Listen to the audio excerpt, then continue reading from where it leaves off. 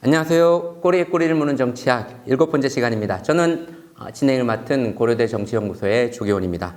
오늘은 초대 손님으로 고려대 정치연구소의 지은주 교수님을 모셨습니다. 지은주 교수님은 대만을 중심으로 동아시아 국가들의 민주화와 민주주의에 관한 연구를 해오셨습니다. 같은 연구소에 오래 있었는데 이렇게 연구에 대해서 진지하게 얘기를 나눠보는 건 처음인 것 같아요. 오늘 나와주셔서 너무 감사합니다. 네, 초대해 주셔서 감사합니다. 유튜브 촬영 이런 거 해보신 적 있으세요? 아니요, 처음입니다. 긴장되시죠?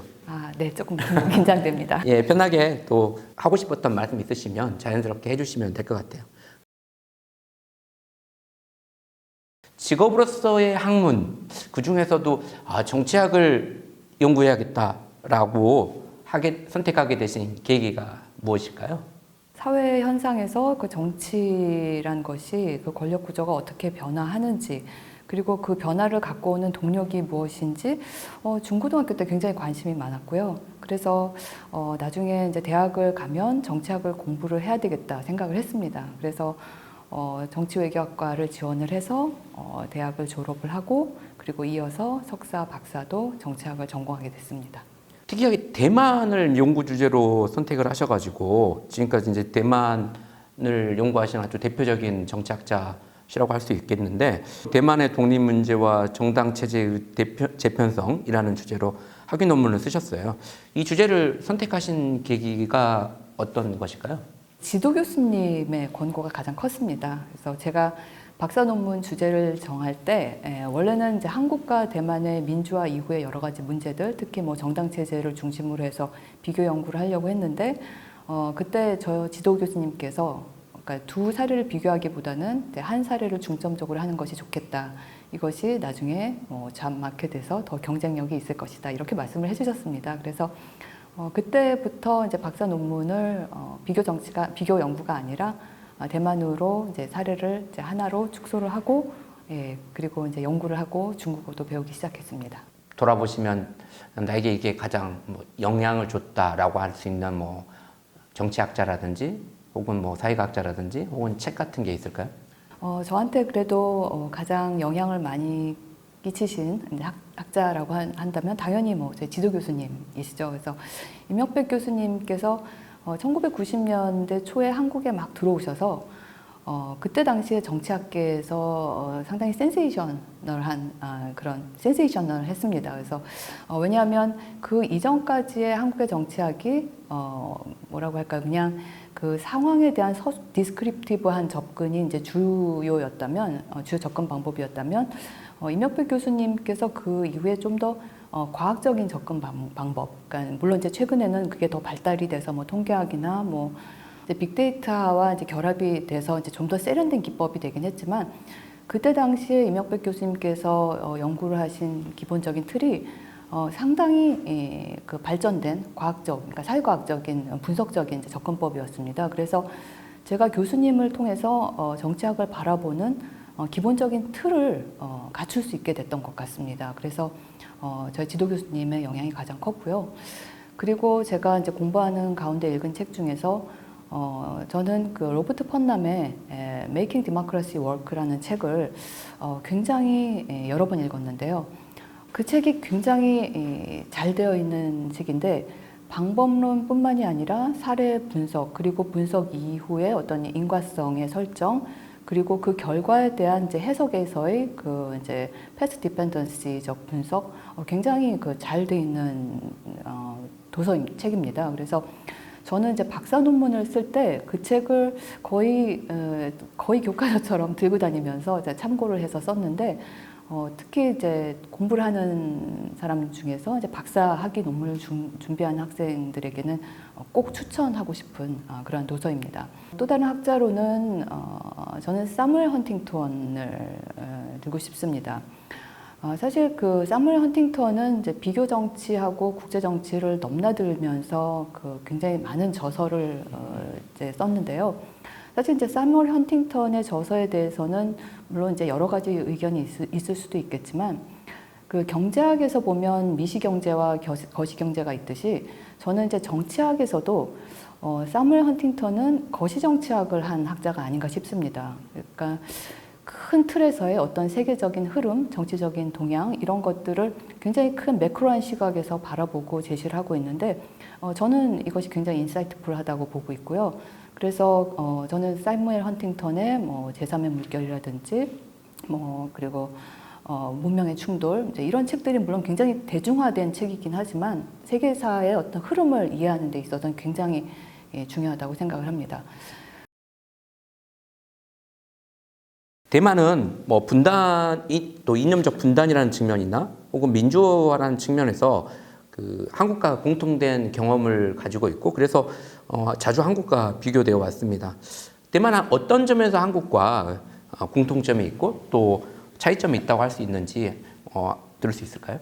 제가 원래 박사 논문을 쓸 때 한국과 대만의 비교 연구를 하려고 했던 것이 그 한국과 대만은 굉장히 공통점이 많기 때문입니다.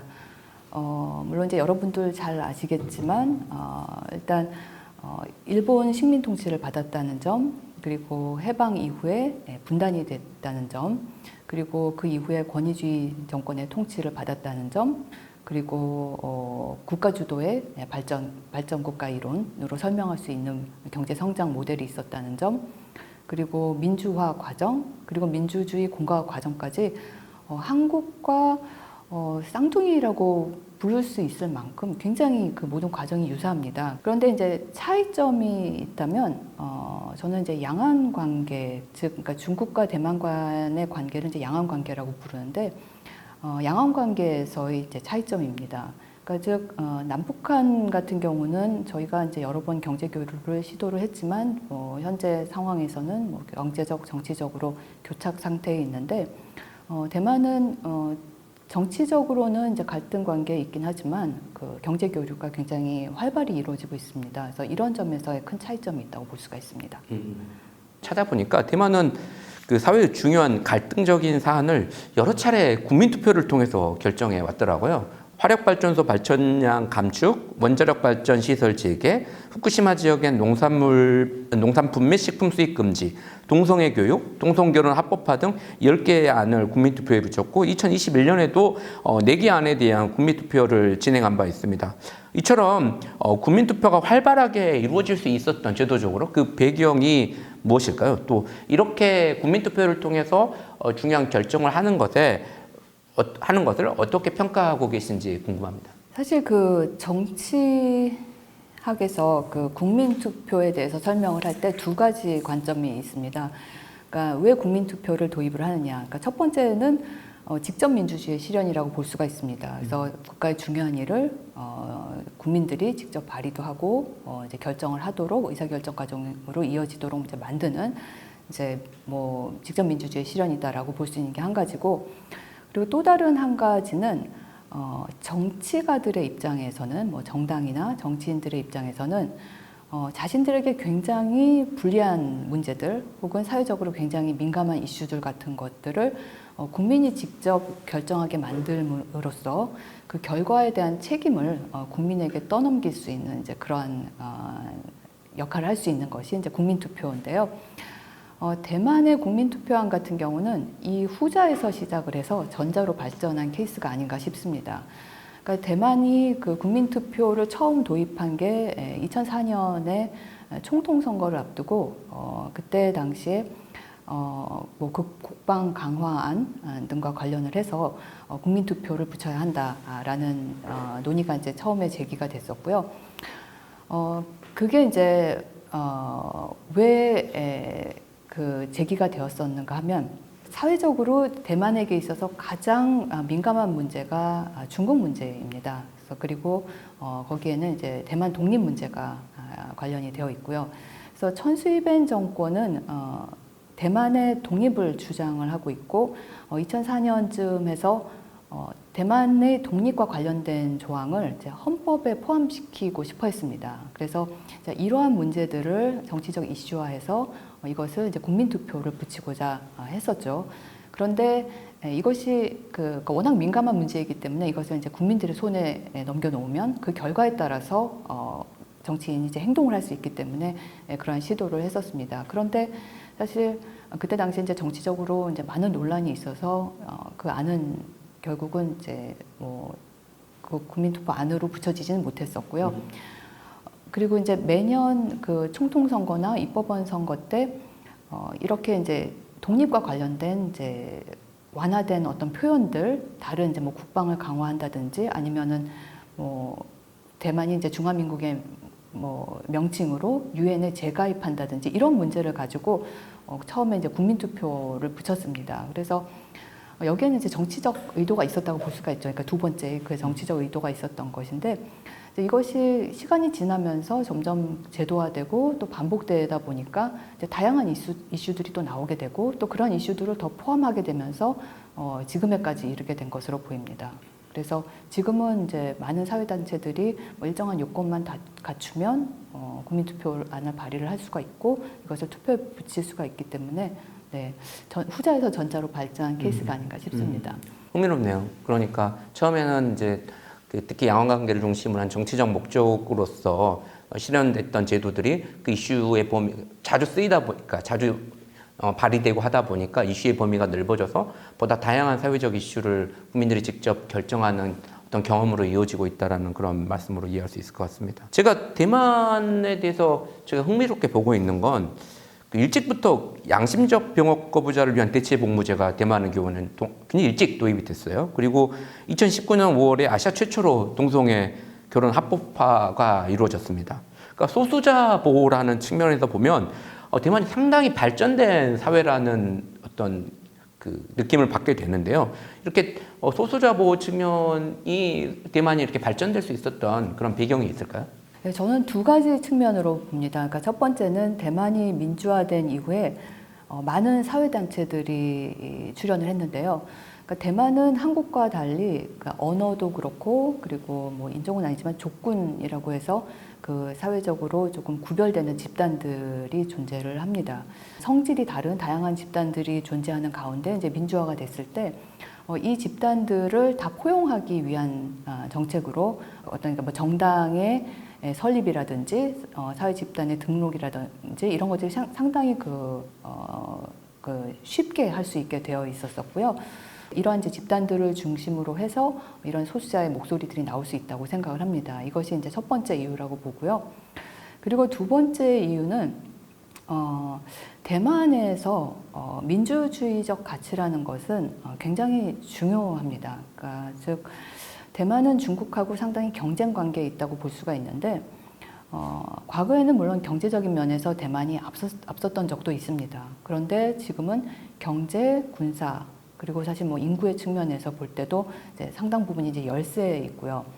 그래서 대만의 입장에서는 대만이 그러니까 외부적으로 어떤 이제 강점을 가질 수 있는 부분이 가치, 그러니까 아이디어라고 보고 있습니다. 그래서 민주주의라고 하는 가치, 자유라고 하는 가치, 이제 이러한 것들을 국제사회에 호소할 때 대만에 대한 이제 지지를 끌어낼 수가 있다고 보고 있거든요. 그래서 대만은 이 민주주의의 가치를 하나의 중요한 소프트 파워로 국가적으로 저는 이것을 굉장히 장려하고 그리고 스스로도 항상 강점으로 만들고 있다고 보고 있습니다.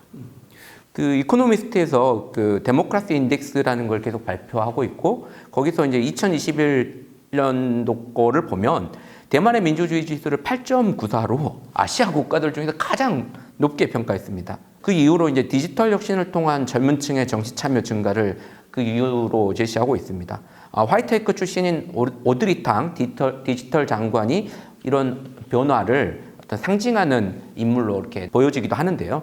민주주의적인 혁신 혹은 민주적 혁신이라는 측면에서 대만의 민주주의를 어떻게 평가하고 계신지 궁금합니다. 최근에 이제 대만 민주주의 즉 참여의 측면에서 볼 때 저는 세대 정치를 좀 주목해서 보고 있습니다. 그러니까 즉 대만의 젊은 세대들의 정치 참여가 이제 상당히 높게 나타나고 있고요. 이제 이 부분에서 이제 주목할 점이 있다고 이제 보여지는데 사실 그 민주화 운동 기간에 그러니까 1970년대, 80년대에는 이제 한국이 오히려 이제 학생 운동이 상당히 활발했었습니다. 그런데 대만의 경우는 사실 그렇다 할 학생 운동이 민주화 시기에는 없었습니다. 그러니까 즉 그만큼 사회 문제, 정치 문제에 대해서 대만 젊은 세대들은 크게 관심을 두지 않았다. 그런데 2012년 이후에는 그 대만에서 젊은 세대를 중심으로 한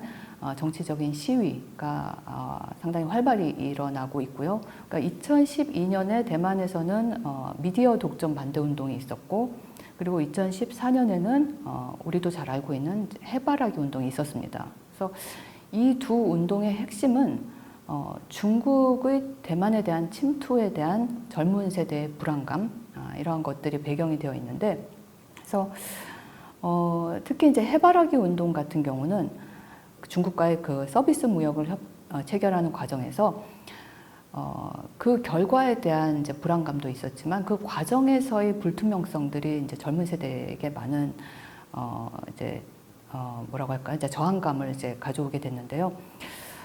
이제 중국이 사실 그러니까 다양한 방면으로 대만에 이제 영향을 미치면서 그러니까 젊은 세대들은 자기들이 가지고 있는 기회를 빼앗길 수 있지 않겠는가 하는 이제 불안감도 있었고, 그리고 그 시기에 또 마침 이제 홍콩에서 우산혁명이 있었습니다. 그래서 그러니까 이러한 이제 그러니까 중국적인 요소들이 젊은이들을 이제 자극한 것이 아닌가 싶습니다. 그런데 그 화이트 해커 출신의 이제 오드리탕 장관에 대해서 언급을 하셨는데, 그분의 이제 어떤 부분을 이제 주목을 하시는지.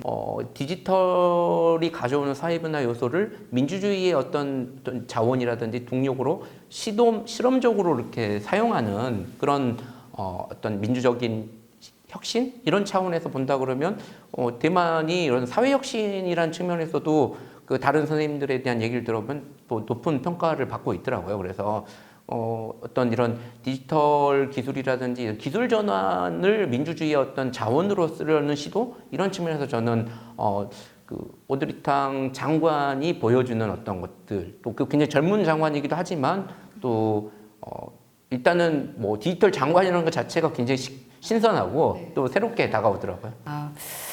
물론 이제 그 사회와 행정 분야의 뭐 디지털화를 위해서 젊은 장관의 역할이 필요하기 때문에 그 장관이 신설된 것이라고도 볼 수는 있는데, 사실 저 좀 다른 측면도 있다고 생각을 합니다.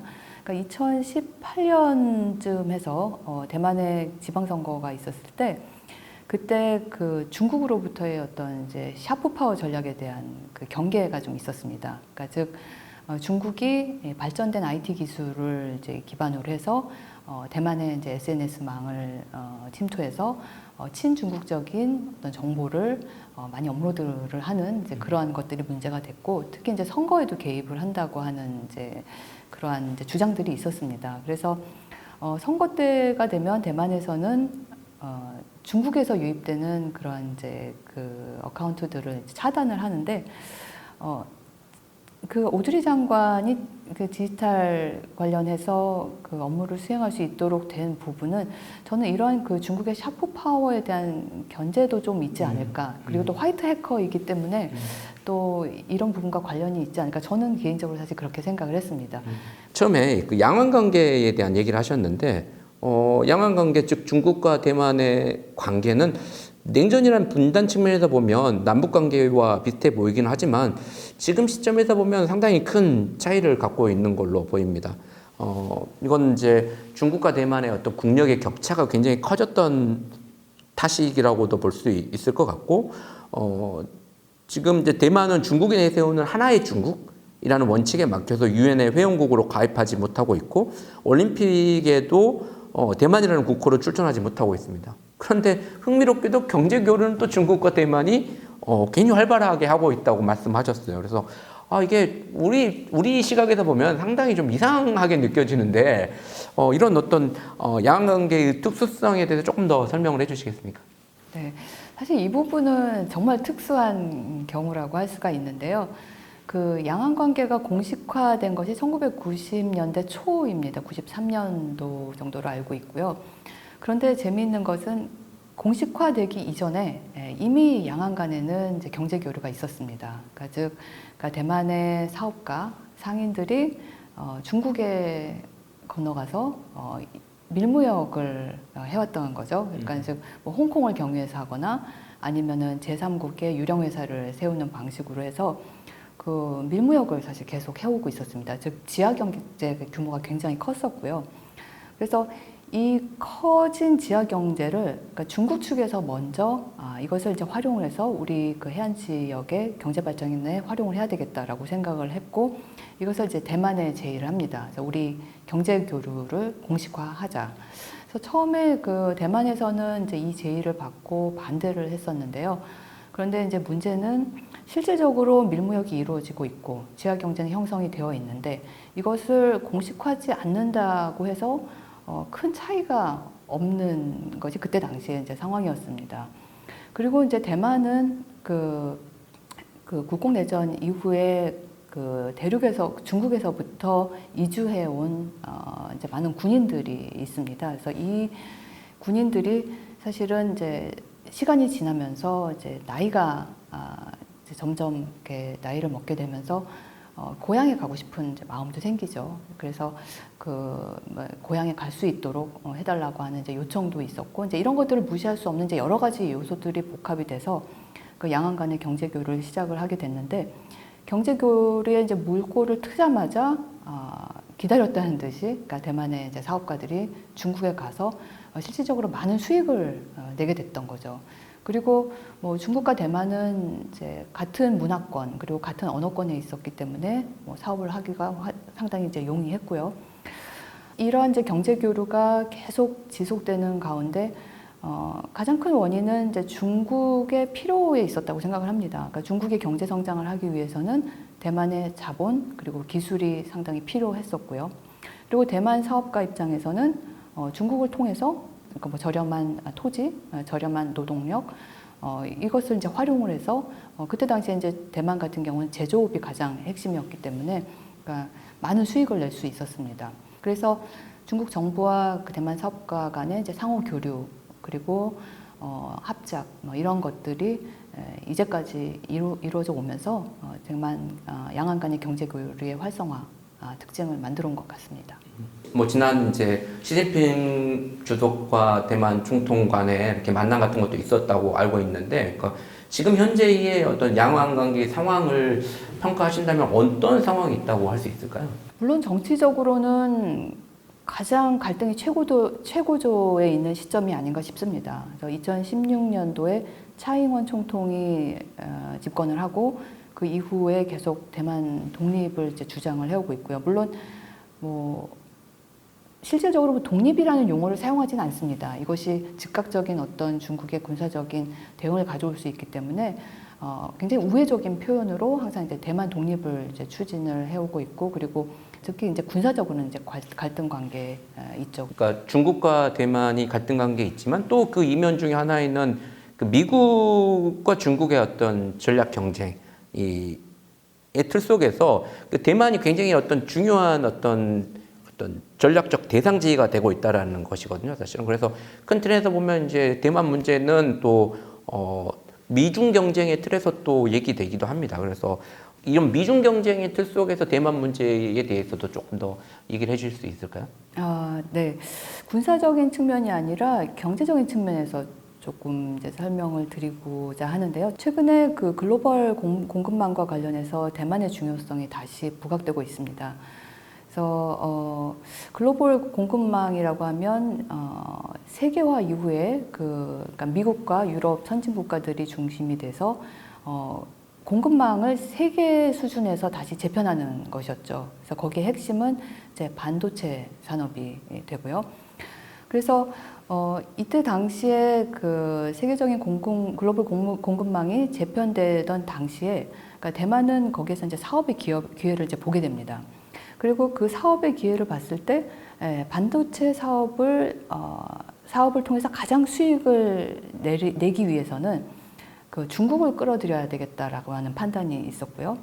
그래서 중국의 반도체 관련된 공장을 짓고 여기에서 제품을 생산을 해서 이제 뭐 미국을 포함한 이제 선진국에 수출하는 방식 뭐 이렇게 해서 그 반도체 공급망에 그러니까 대만이 중국을 끌어들여서 같이 참여를 하게 만든 그런 시기가 이제 1990년대, 80년대에서 90년대입니다.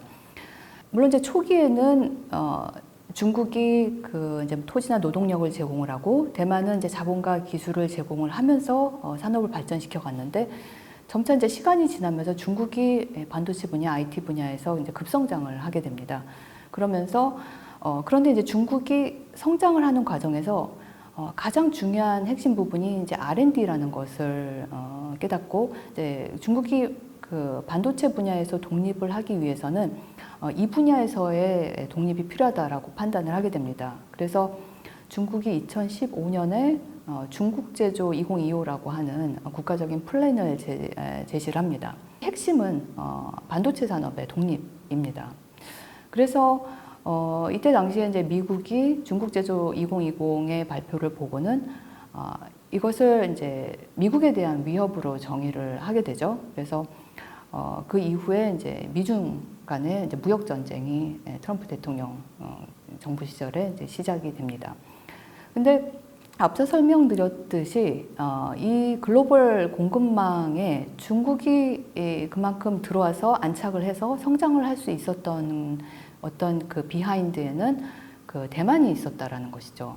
그러다 보니까 이제 미국의 입장에서는 이러한 이제 대만의 반도체 사업을 기업들을 이제 중국하고 분리시키는 작업이 필요했고요. 그렇기 때문에 TSMC에게 아리조나에 이제 공정 시설을 이제 설립하도록, 그러니까 뭐 미국으로 이제 공장을 이전하도록 하고 있습니다. 그래서 이러한 부분들이 지금 이제 반도체 산업을 중심으로 해서 사실은 이제 미중 간의 갈등이 이제 심화돼 가는 가운데, 그러니까 대만이 미국 쪽으로 편입이 돼서 지금 경쟁을 하고 있는 그러한 모습으로 이제 나타나고 있지 않나 보여지는데요. 그리고 가장 최근에는 그 이제 바이든 대통령이 그 지난번에 이제 한국을 방문하고 이제 일본을 방문한 자리에서 IPEF라고 하는 인도 태평양 경제 프레임워크를 제시를 했습니다. 그래서 이 IPEF는 그 물론 이제 뭐 공급망이라든지 조세라든지 환경이라든지 뭐 무역이라든지 이런 부분에서의 협력망을 그 참여 국가들로부터 이제 협력망을 구축하는 것을 목적으로 하고 있는데, 근데 이 그 협력망의 또 핵심은 그 반도체 산업과 연결이 되어 있습니다. 그러니까 첨단 산업 분야에 있어서의 그 이제 핵심 기술, 그러니까 스탠다드를 이제 마련을 해서 그 참여 국가들끼리 공유를 하자라는 것이죠. 근데 여기에는 중국이 제외가 되어 있습니다.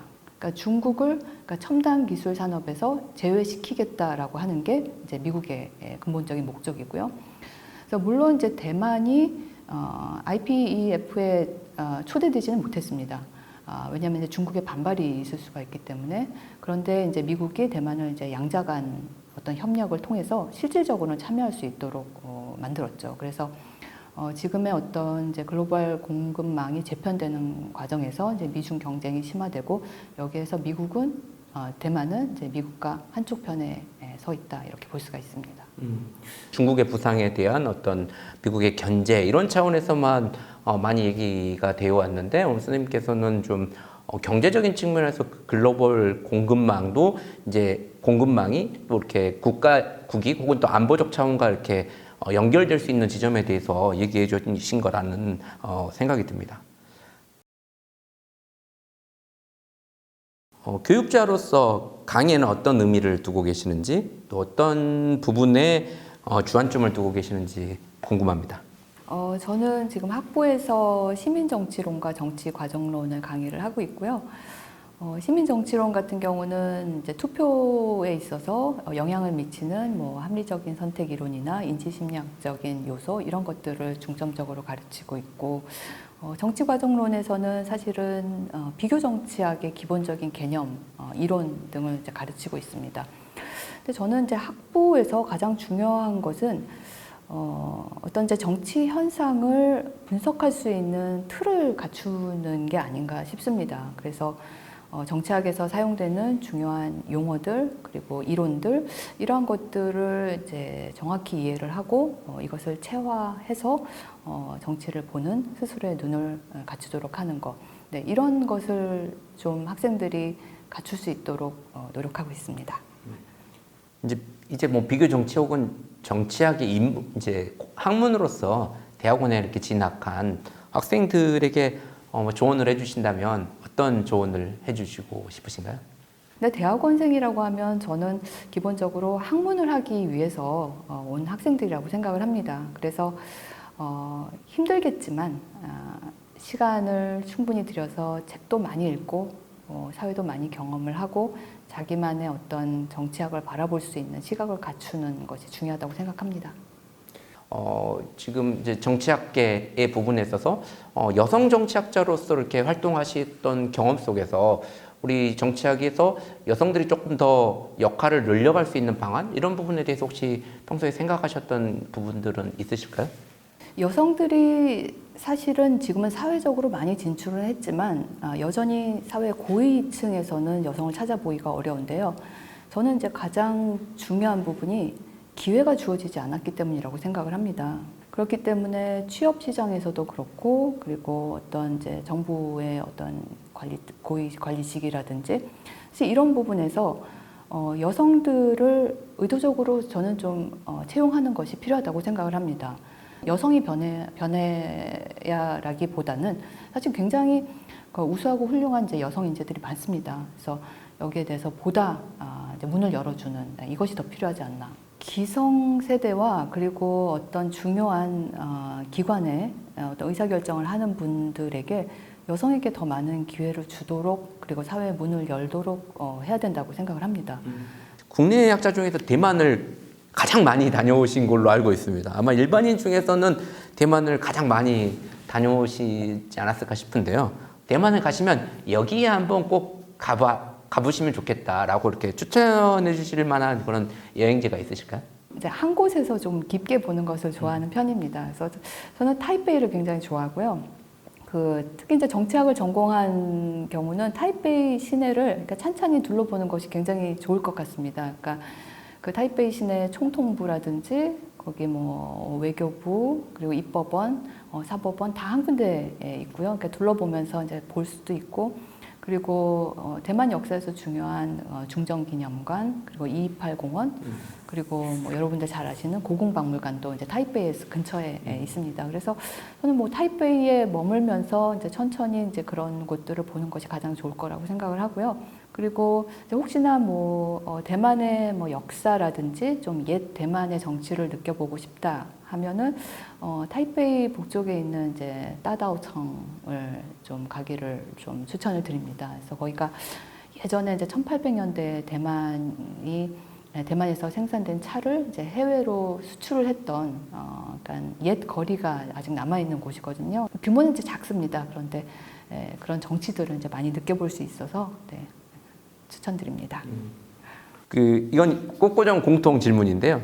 나중에 또 이렇게 만나보라고 권하고 싶은 정치학자나 혹시 사회과학자가 있다면 추천해 주시겠습니까?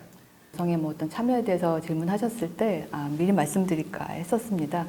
근데 저는 그 정치외교학과에 계시는 이제 두 여성 정치학자, 그러니까 고지영 교수님하고 김성훈 교수님 계시잖아요. 그분들이 어떻게 그렇게 이제 좋은 학문적 업적을 내면서 공부를 하면서 여러 가지 면에서 이렇게 성공적인 커리어를 쌓을 수 있었는지 저는 그분들의 얘기를 들어보면 뭐 고대에서도 그렇고 다른 곳에서도 공부하는 여학생들에게 굉장히 좋은 가이드가 되지 않을까 싶습니다. 그래서 저는 그 두 분을 추천합니다. 네. 오늘 나와주시고 긴 얘기 나눠주셔서 감사합니다. 말씀이 처음에 어려우실 거라고 했던데 너무 편하게 술술 얘기를 해주셔서 들으면서 시간 가는 줄 몰랐던 것 같습니다. 감사합니다. 감사합니다.